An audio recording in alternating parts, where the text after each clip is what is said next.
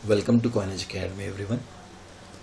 आज की इस वीडियो में मैं कॉमन मिस्टेक्स डिस्कस करने वाला हूँ जो एक रिटेल ट्रेडर रोज़ किए जा रहा है, जिसकी वजह से वो प्रॉफिटेबिलिटी से या कंसिस्टेंट प्रॉफिटेबल ट्रेडिंग से अपने आप को थोड़ा दूर लेकर जा रहा है।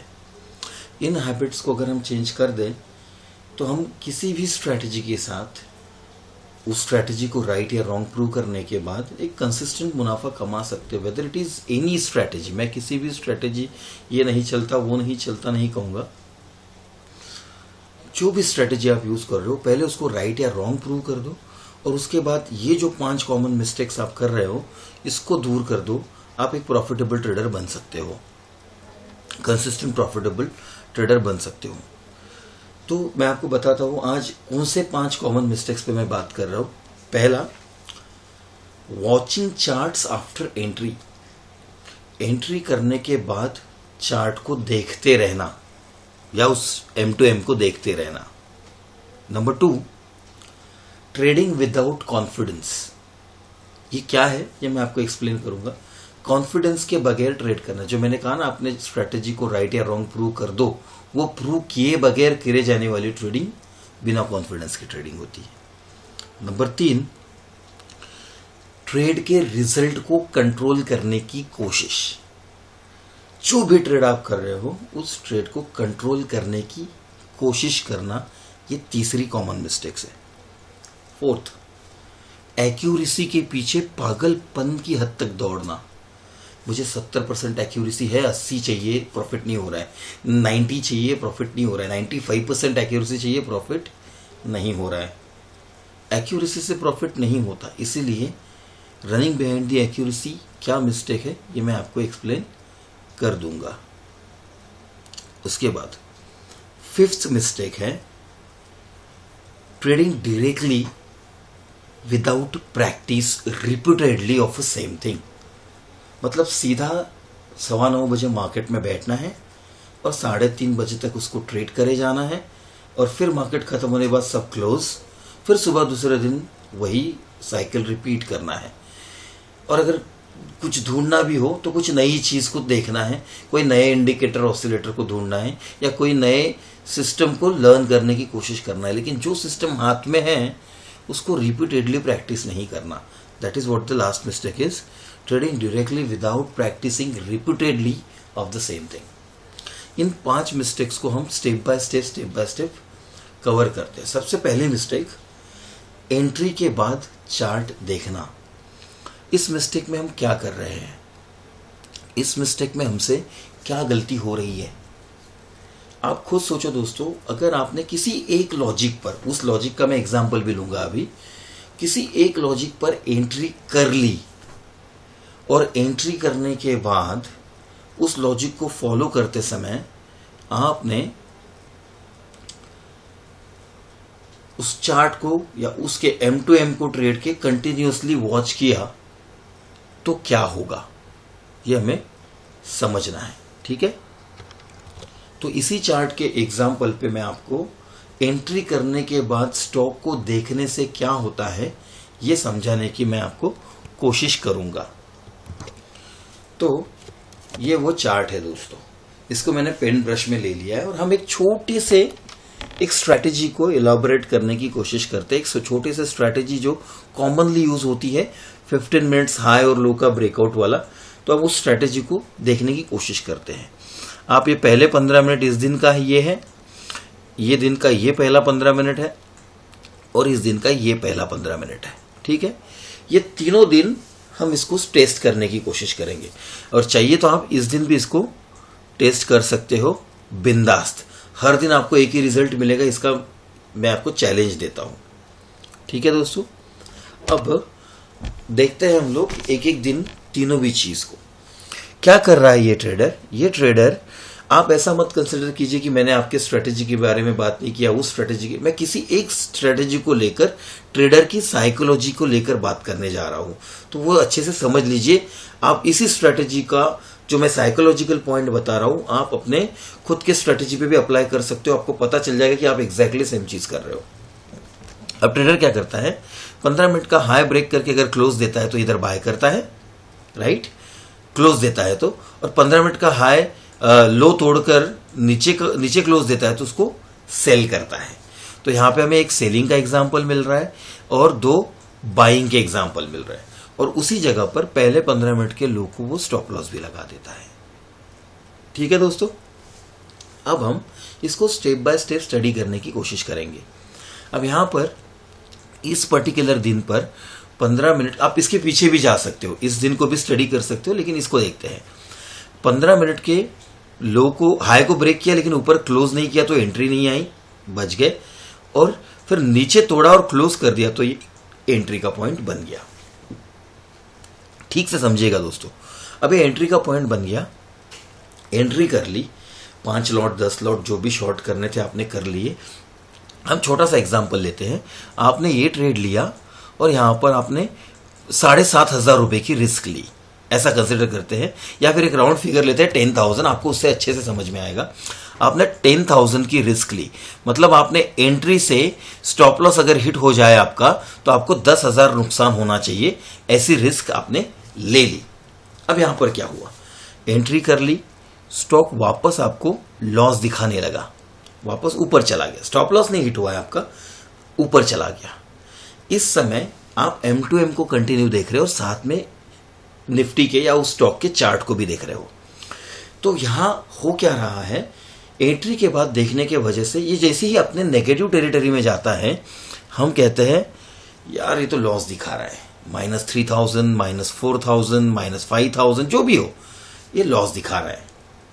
और जैसे ही वो वापस रेट पर आता है, हम यहां पर एक कमिटमेंट करते हैं अपने आप से कि मैं अब इस स्टॉक को लॉस में नहीं जाने दूंगा। फिर वो हल्का सा फेवर में आकर, क्योंकि एंट्री यहां पर है तो 10-15 पॉइंट फेवर में आके तो मान लो 1,000-2,000 प्लस दिखाना शुरू करता है, और आप सोचते हो कि और 2,000 मिल जाए तो मैं इसको एग्जिट कर लूंगा। और इसकी वजह से होता क्या है, वो वापस आपको फिर से लॉस की टेरिटरी में लेकर जाता है, और यहां पर आपको फिर से 5,000-4,000 लॉस दिखाई दे रहा है। फिर आपको डर लगना शुरू होता है, अच्छा खासा 1,000 रुपए मिल रहा था, 2,000 रुपए का प्रॉफिट हो रहा था, ये वापस अभी लॉस दिखा रहा है, अगर स्टॉप लॉस हिट हो गया तो 10,000 चला जाएगा।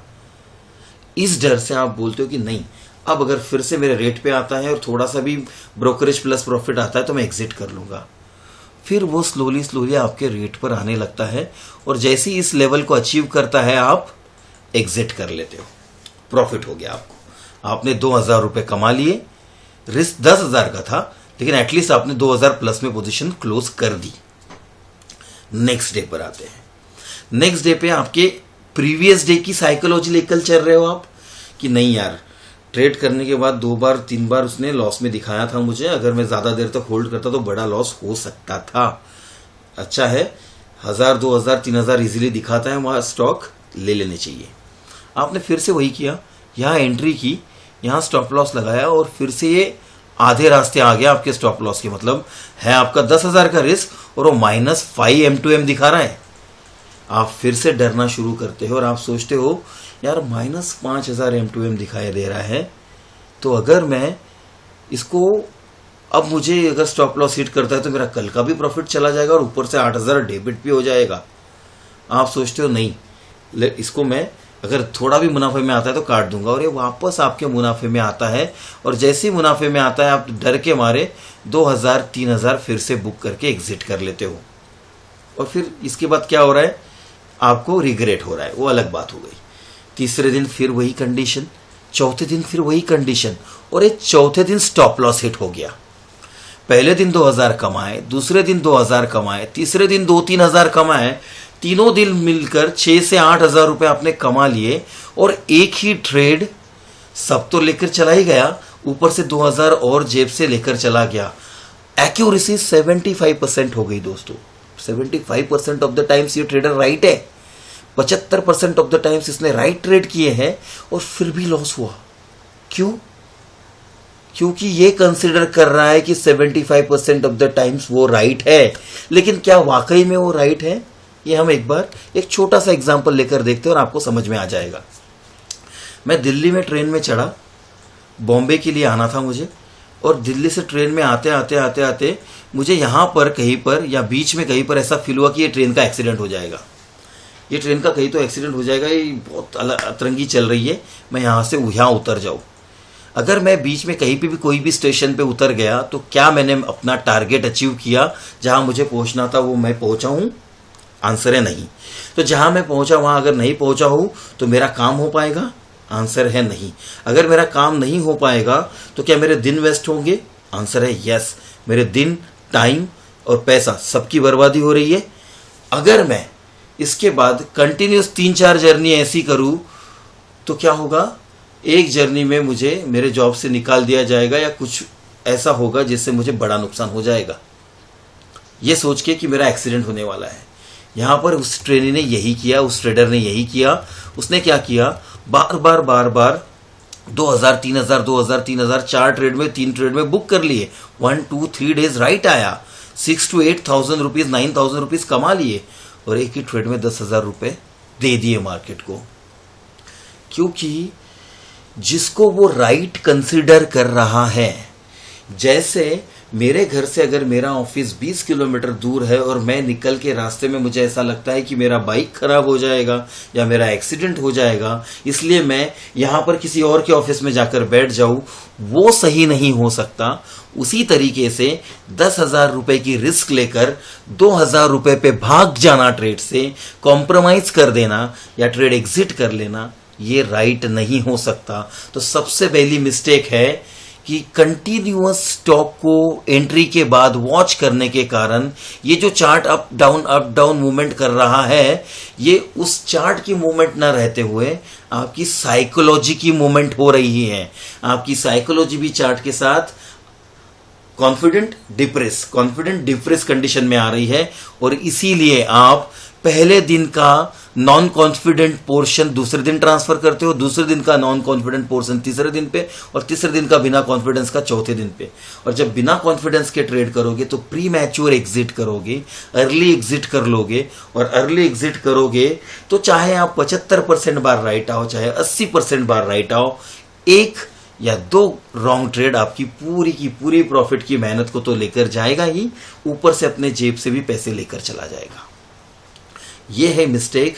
एंट्री के बाद स्टॉक देखने के कारण जो फ्लक्चुएशन इन प्राइस है वो आपकी साइकोलॉजी को कैसे फ्लक्चुएट कर रहा है। दूसरी मिस्टेक, बिना कॉन्फिडेंस के ट्रेड करना। अभी कॉन्फिडेंस क्यों नहीं आ रहा है? क्योंकि एंट्री करते ही स्टॉक आपके अपोजिट डायरेक्शन में जब जाता है तो आपको लगता है कि अब ये स्टॉप लॉस लेकर जाएगा, अब मुझे अगर जरा भी प्रॉफिट दिखाता है तो मैं एग्जिट कर लूंगा। जब आप हमेशा कॉम्प्रोमाइज लेवल पे एग्जिट करते जाओगे, मान लो, ध्यान से सुनना, ये बहुत बड़ा मैथमेटिक्स है जो लोग इग्नोर कर रहे हैं। आपने 10 ट्रेड किए, हर ट्रेड में 2,000 बुक किया, लॉस वाला ट्रेड 10,000 लॉस लेकर गया, प्रॉफिट वाला ट्रेड 2,000 देते गया, लॉस वाला 10,000 लॉस देते गया। आपको कभी पता ही नहीं चलेगा कि आपकी ये जो स्ट्रेटेजी आप यूज कर रहे हो ये एक्चुअल में सही है या गलत है। क्योंकि अगर आप हमेशा कॉम्प्रोमाइज लेवल पे निकाल रहे हो तो उसको एक तो राइट प्रूव होने नहीं दे रहे हो, और अगर राइट प्रूव नहीं होगा और 10 में से आपके 8 ट्रेड या 7 ट्रेड बराबर आएंगे तो आप हमेशा एक दुविधा में रहोगे, यार 7 ट्रेड तो बराबर किए थे मैंने, तो ये स्ट्रेटेजी छोड़ना सही होगा, लेकिन 7 ट्रेड बराबर करके भी तो अकाउंट माइनस हो गया था, तो क्या इस पे भरोसा करना सही होगा? लॉस दिख रहा है अकाउंट में तो भरोसा नहीं हो रहा है। 7 बार सही आने के बाद भी लॉस है तो 7 बार सही आने के बाद भी स्ट्रेटेजी नहीं छोड़ी जा रही है। मतलब आप हमेशा बिना कॉन्फिडेंस के स्ट्रेटेजी पे ट्रेड किए जा रहे हो, ना उसको डबल प्रॉफिट देने दे रहे हो, ना उसको स्टॉप लॉस के डर से अपने आधे बीच में आधे रास्ते में एग्जिट कर रहे हो। यह है दूसरा रीजन अपने खुद के स्ट्रेटेजी पे कॉन्फिडेंस न होने का। तो राइट वे क्या है? राइट वे सिंपल है। क्यों 10,000 का रिस्क ले रहे हो? रिस्क लो 100 रुपए का, 50 रुपए का, ऐसे अमाउंट का जिससे आपको कोई फर्क ही नहीं पड़ता, और ऐसे 10, 20, 30 ट्रेड करके देखो, जहां पर 100 रुपए का रिस्क लिया और छोड़ दिया 200 रुपए देने के लिए। और अगर उसने 100 रुपए के रिस्क पे 200 रुपए नहीं दिए, 7 या 8 बार 100 रुपए लेकर चला गया, स्ट्रैटेजी गलत है, डिलीट कर दो, नई स्ट्रैटेजी की खोज में पड़ जाओ। कम से कम उस बुरे सिस्टम से तो बच गए, कम से कम वो नकली 70% एक्यूरेसी के चक्कर में उसी सिस्टम को बार बार दोहराना तो नहीं पड़ रहा है। जहां पे ना कॉन्फिडेंस भी है और ना प्रॉफिट है। यह है आपका सॉल्यूशन कि किस तरीके से राइट्स, इसको मैंने पिछले वीडियो में भी बताया है कि आपकी स्ट्रेटेजी सही है या गलत, किस तरह से टेस्ट करते हैं। ठीक है। तीसरी common mistakes, trying to control the result of the trade. क्या कर रहे हो आप? क्यों आप बार बार आप चार्ट को देख रहे हो? एंट्री कर लेना आपने। आप कोई सिस्टम पे बिलीव करते हो, उस बिलीफ सिस्टम के द्वारा आपने एक एंट्री की, उस एंट्री के बाद एक तो स्टॉप लॉस आएगा या तो टारगेट आएगा। अगर आप पूरे कॉन्फिडेंस से ये स्टेप सही है, जैसे आप करते हो कि पेट्रोल मेरे गाड़ी में ठीक है, मेरा बाइक का ब्रेक क्लच बराबर सिस्टम वर्क कर रहा है, मेरे टायर में मेरे बाइक के टायर में हवा परफेक्ट है, अब ये परफेक्ट कंडीशन में ये बंद नहीं हो सकती। ये सोच के जब आप घर से बाइक लेकर निकलते हो तो आपके कॉलेज या ऑफिस पहुंचने तक एक बार भी थॉट नहीं आता आपके माइंड में मेरी बाइक खराब हो सकती है। तो फिर ये जो आपके पॉइंट्स है स्ट्रैटेजी के 1 2 3 4, उसको परफेक्टली स्टडी करने के बाद आपने कहा है कि जिस भी स्टॉक में ये पॉइंट्स आएंगे मैं ट्रेड करूंगा। अब उस पॉइंट में आने के बाद आप उसको ट्रेड करने के बाद, जैसे आपने आपके बाइक पर डाउट नहीं किया कि बंद हो सकती है, वैसे इस सिस्टम पे डाउट क्यों कर रहे हो? छोड़ दो ना ट्रेड करके, स्टॉप लॉस लगाओ, टारगेट लगाओ, उसको टेस्ट कर लो 20 30 40 50 ट्रेड पर कि 50% ऑफ द टाइम्स बराबर आती है कि नहीं। अगर 50% ऑफ द टाइम्स बराबर आ रही है तो आपको कोई दुनिया की स्ट्रैटेजी की जरूरत नहीं है। ये सिस्टम आपको कंसिस्टेंट प्रॉफिट देगा, जो भी सिस्टम आप यूज कर रहे हो। ठीक है। इसीलिए जब आप एंट्री के बाद स्टॉक को देखते हो तो इसका मतलब क्या है पता है? आप उसके रिजल्ट को कंट्रोल करने की कोशिश कर रहे हो। जैसे ही प्रॉफिट से लॉस, मैं उसको लॉस में नहीं जाने दूंगा। आपका क्या इंटेंशन होता है ट्रेड को बार बार देखने का? अब मैं इसको लॉस में नहीं जाने दूंगा, मैं अगर दिखता है नीचे आते हो तो एग्जिट कर लूंगा। और स्टॉक तो दोस्तों आप ये ठान लो, कभी भी एक लाइन में आपकी एंट्री के बाद ऐसा नहीं जाएगा, वो तो ऐसा ही जाएगा, आपकी फाड़ते हुए ही ऊपर जाएगा। आपको कभी कॉन्फिडेंटली एक डायरेक्शन में मूवमेंट देगा ही देगा नहीं।